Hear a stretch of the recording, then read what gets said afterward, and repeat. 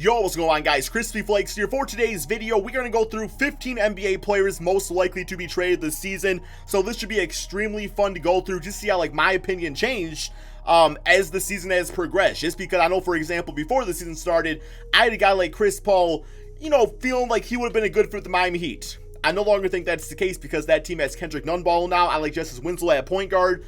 And they got Goran Dragic, so I just don't really think they need Chris Paul for any reason. So yes, as we go through this, my opinions will definitely change on it. What I want you guys to do is go in the comment section below and pick a few of the players here, or do all of them if you want to, and let me know like which teams you think those guys should go to, because I really like seeing your guys' opinions on this too, and just how your guys' opinions have changed as the season has gone along. And as always, if you can please drop a like on this video. The goal is always 1,000 likes, and check out that second channel, Extra Crispy, for daily NBA content over there. Okay, let's get to this, man. First team we have, or first player I should say, Andre Iguodala, completely just wasting a year on the Memphis Grizzlies, man, because they're not really playing him at all. I mean, like, I don't know why he just doesn't just play. I guess he wants to go to a contender, which is fine, but he's going to pay isn't like $17 million. So, I do wish he would play out there and just at least stay ready for next season at least, right, man? But there's rumors he wants to go back to the Golden State Warriors. He's got 1 year left on his contract. I don't really see that happening until next year. I think in the meantime, he should request a trade to the LA Clippers. The LA Clippers, the absolute perfect fit, just because he would be a very situational starter. Of course, there is going to be load management issues with Kawhi Leonard for the entire season. Paul George has not played yet. We have no idea what type of shape he's going to come back in, or really if he's going to have like lingering injury issues. So as the season goes along, if one of those guys can't play for whatever reason, you instantly have a veteran championship small forward in Andre Iguodala to insert into the starting lineup. And when those guys aren't playing, well, you have a great bench player that knows how to fit that role at this point in his NBA career. So I really think it's a win-win situation. He gets to contend, and then after the season, it's like, okay, you can either resign if you like the culture there, or you just go back to the Warriors. But in the meantime, I think it's really like definitely a championship move, man. Definitely a championship move. And next up, we do have Chris Paul of the OKC Thunder. So like I was saying, like I would have said like the Miami Heat at the beginning of the season. No longer the case.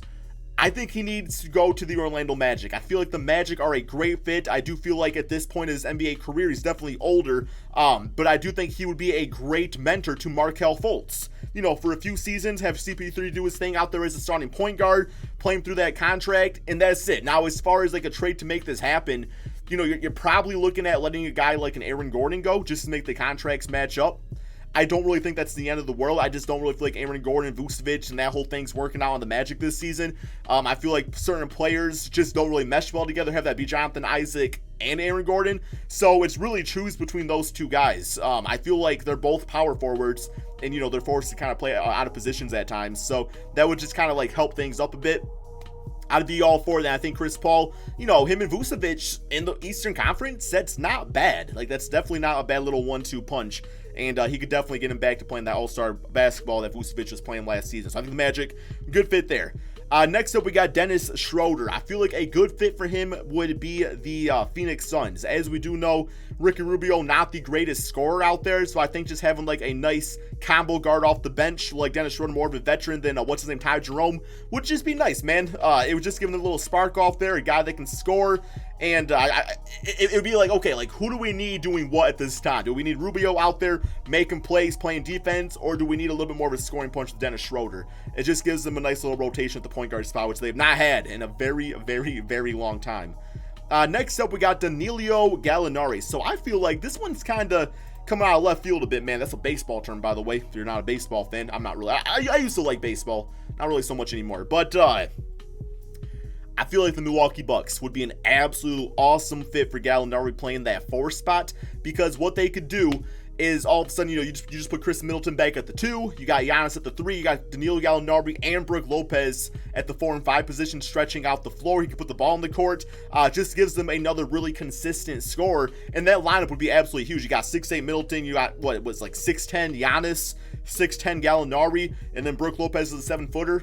Yeah, that's definitely not a team I would want to mess with come playoff time. And it's not like Gallinari like really like demands the basketball. Like, yes, he can score, he's very efficient. I just think he'd play nicely as a catch and shoot guy off of Giannis. Next up, we got Kevin Love. So 2 teams for this one that I think could just use that second/third option on their team, and that would be either the Brooklyn Nets or the Portland Trail Blazers. Brooklyn Nets just because of the chemistry with Kyrie Irving, but also the chemistry as being able to be a third option, which would be great next year. when he, Kevin Durant's back on the team. And then, of course, with the Portland Trail Blazers, it just gives them that veteran piece, that championship move piece, I would probably say. For a team that I think's kind of like struggled a bit. When they lost to that Golden State Warriors team, I was like, all right, well, you guys probably got to do something out here, man, if you really want to take this season really serious. Next up, we got Goran Dragic. So, I thought a great fit for him would actually be the Detroit Pistons as the starting point guard of the team. Of course, Reggie Jackson's out for a month. Tim Frazier's not really it. And Derrick Rose, it's like he's already having injury stuff going on. Not like anything major, but it's still really early in the season. And I feel like it would just be a great 1-2 punch having Dragic as the starting point guard and having Derrick Rose come in doing his thing. I think Dragic's a very smart player. He's a good passer, a good 3-point shooter. And I just feel like those two guys would mesh well together and both be co-leaders at that point guard position for this NBA team. As opposed to like Reggie Jackson, who just likes taking weird-ass shots and stuff like that. We just need a leader, man. I think Dragic could be that. Next up, we got Bogdan Bogdanovich. I said that right, I think, right? Yeah. Okay. I mean, he's a good scorer. He had 2 really good seasons. This year, he's kind of fallen out of the rotation a bit. I feel like he just needs playing time. And I think the best opportunity for him would probably be like the New York Knicks. Just, go there, play for a few seasons, score 16 points per game, and then either decide if you want to re-sign there or if you want to sign with more of a contender, probably for a pretty decent contract, because as it is right now, falling out of the rotation is not good as far as trying to get a new contract in the NBA. Next up, we got Kent Bazemore. So this one right here would be for contract reasons, just because of the Portland Trail Blazers do want to go for a Kevin Love or whatever. They would need to do something about him to, kind of work out the salary. So it could either be a team like the Cleveland Cavaliers, just as an expiring deal. Maybe he gets bought out, but I would think like a team he would actually be a nice fit on, regardless of contract, would actually be the Philadelphia 76ers. I just think that team needs a little bit more scoring off their bench. Got Kent Bazemore, who's like a 6'5" dude that does play the small forward spot a lot, kind of undersized at this point in the NBA. But I feel like if he was coming off the bench with Matisse Thybulle, Thybulle's defense would definitely help complement Kent Bazemore's offense. So that seems like a good fit. Next up, we got Serge Ibaka of the Toronto Raptors. Perfect fit, man. Chicago Bulls. Chicago Bulls interior defense looking a little suspicious at times. Now, a part of that is because of Jim Boylan's defense is just weird. He just runs really weird defensive sets. But, I mean, Serge Ibaka, I think, would be an amazing mentor for Wendell Carter Jr. when it comes to defense and just kind of running that center position. I see a lot of similarities in their game, and it just gives them a veteran presence in the locker room, a guy that can play with Laurie or Wendell on the court. So, yeah, man, Serge Ibaka, Chicago Bulls, make it happen. Next up, we got Marc Gasol. I had a few teams that I was kind of juggling back and forth when it came to Marc Gasol. I was thinking maybe the Washington Wizards, but they got Thomas Bryant, who I like quite a bit. It kind of came down to the San Antonio Spurs. I feel like the San Antonio Spurs seemed like a great fit. I feel like they would not have to give up too much to actually get him on the team. And, a trio of LaMarcus Aldridge, DeMar DeRozan, Marc Gasol, and even having Rudy Gay out there too, man. Yes, it's a very old team, but it's a very smart team.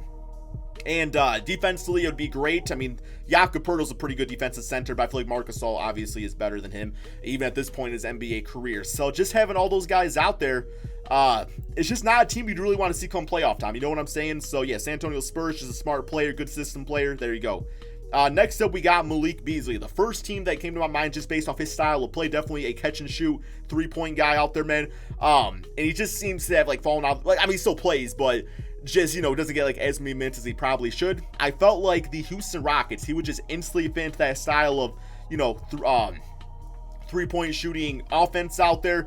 He would play off Russell Westbrook, James Harden just completely fine. And of course, the Gerald Green being out for however long, it would just give them a little bit more depth off their bench. So yeah, probably not as a starter. I guess you could probably make the case for maybe, running a lineup of Russell Westbrook, James Harden, Malik Beasley, but I probably would see him coming off the bench.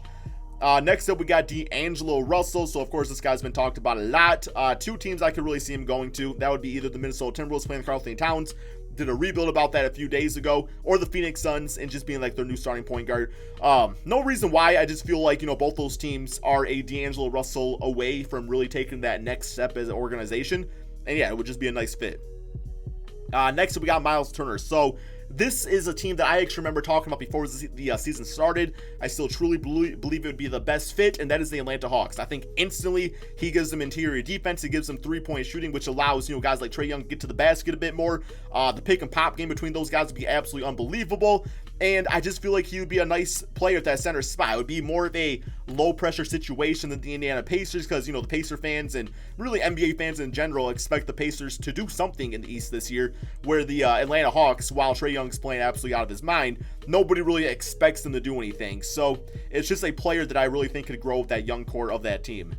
Next up, we got Kyle Kuzma. So I was actually kind of surprised to see him on this list at all, not going to lie. But, I mean, it does kind of make sense if you want to maybe get some more value out there for a guy like Kuzma. And the best fit I thought of was the Washington Wizards. I feel like him, Rui Hachimura, and Bradley Beal would just be a nice trio.